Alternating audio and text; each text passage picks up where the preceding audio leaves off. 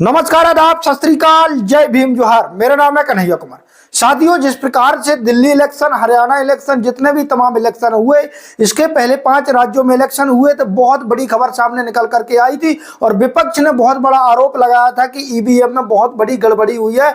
साथियों, बहुत बड़ा निर्णय, संत रविदास जी की जयंती पर एक बहुत बड़ा निर्णय आया है ईवीएम को लेकर के। हम विस्तार से आप लोगों के बीच में खबर बताने वाले हैं।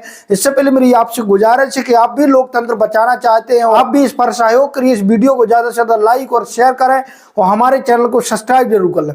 साथियों, जिस प्रकार से आपने देखा कि पहले 5 राज्यों के विधानसभा चुनाव हुए, इसके बाद हरियाणा विधानसभा चुनाव हुए, दिल्ली विधानसभा चुनाव हुए, महाराष्ट्र विधानसभा चुनाव हुए। आपने देखा कि तमाम प्रकार की जो विपक्षी पार्टियां हैं, जो हारी हुई पार्टियां, उनके द्वारा आरोप लगाए गए और आरोप के साथ साथ उन्होंने प्रूफ भी रखने की कोशिश की और सारे जो प्रूफ हैं लोगों के सामने रखे, कई वीडियो ऑडियो इस प्रकार से रखे जिसमें साफ जाहिर हो रहा था कुछ ना कुछ गड़बड़ियां ईवीएम में की जा रही हैं। साथियों, वहीं इलेक्शन कमीशन पर बार बार एडीआर ने याचिका भी दायर की थी। याचिका दायर करने के बावजूद भी जो चुनाव आयोग है वो किसी प्रकार से सुनने का राजी नहीं था। साथियों, इसी चीज को लेकर के सुप्रीम कोर्ट ने कल बहुत बड़ा निर्णय दिया है। जिस प्रकार से तमाम पार्टियों के द्वारा आरोप लगाए जा रहे थे कि ईवीएम पर गड़बड़ी करके जो मोदी सरकार है वो जीतने का काम करती है, बीजेपी पार्टी है वो जीतने का काम करती है, उसको खासकर जिस प्रकार से आपने देखा कि इलेक्शन कमीशन पर एक याचिका के माध्यम से कहा गया था कि हमें जो डाटा है वो डाटा चाहिए, परफेक्ट डाटा चाहिए,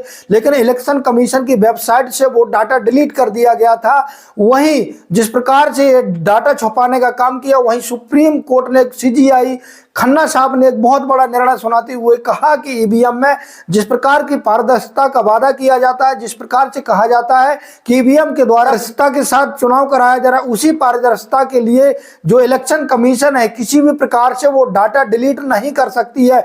जी हाँ साथियों, ये सबसे बड़ी खबर सामने निकल करके आई और जिस प्रकार से सुप्रीम कोर्ट ने पहले भी गाइडलाइन दी हुई थी खासकर इलेक्शन कमीशन को, उसका भी पालन इलेक्शन कमीशन ने नहीं किया हुआ है। खन्ना साहब ने, जो सीजीआई है भारत के, उन्होंने एक सबसे बड़ा निर्णय देते हुए कहा कि यदि कोई पारदर्शिता मांगता है तो पारदर्शिता भी देना चाहिए और जिस प्रकार से इस पर घोटाले के बाद किए जाते हैं तो इस पर चुनावों में पारदर्शिता होना बहुत जरूरी है। उन्होंने निर्णय सुनाते हुए कहा कि जो इलेक्शन कमीशन है वो किसी भी तरीके से डाटा डिलीट नहीं कर सकता है। कोई भी इसकी पारदर्शिता के लिए आपसे कोई डाटा मांगता है तो आपको देना चाहिए।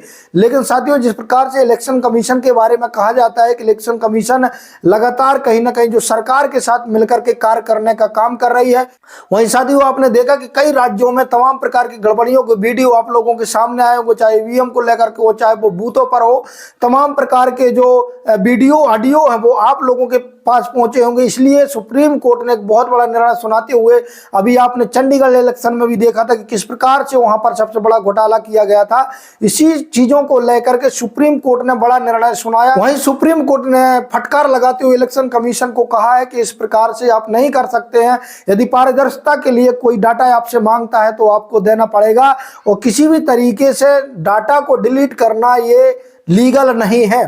तो एक बहुत बड़ा निर्णय सीजीआई खन्ना साहब ने ये सुनाया है और खासकर ये मोदी सरकार के लिए भी झटका कहा जा रहा है। साथियों, वहीं बिहार में होने वाला बहुत बड़ा चुनाव है, यहाँ पर बिहार में इलेक्शन होने वाला, बिहार को इलेक्शन को लेकर के जो विपक्षी पार्टियां हैं वो घेरने का काम कर रही हैं। तो ये सबसे बड़ा निर्णय था सुप्रीम कोर्ट का, जो इलेक्शन कमीशन के को फटकार लगाती है उन्होंने खासकर पारदर्शिता चुनाव कराने की बात की है।